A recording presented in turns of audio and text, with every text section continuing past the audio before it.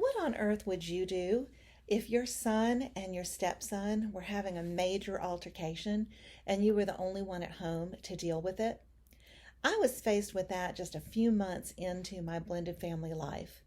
Our two boys, who were both young teens, were majorly ticked off with one another, and they were really going at it. And I was a bit freaked out. I felt like I needed my husband to be there to help me, but he wasn't there. To my stepson, I was a newcomer and definitely not an authority figure in his life, and that put me in a weak position, or at least I felt like it did. Thankfully, it dawned on me rather quickly that their fight was looking a lot like the ones that my brother and I had when we were about their age. And I did remember that my parents, for the most part, just let us work it out among ourselves.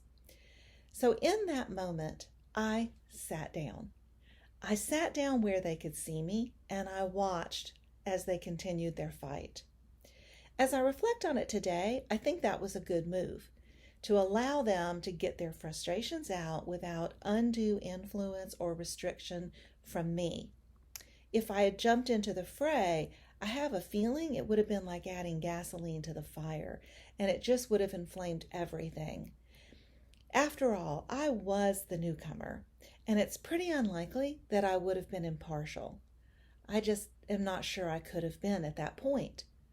If you're in a blended family, what do you do when your natural children and stepchildren get into it? How do you handle a situation like that?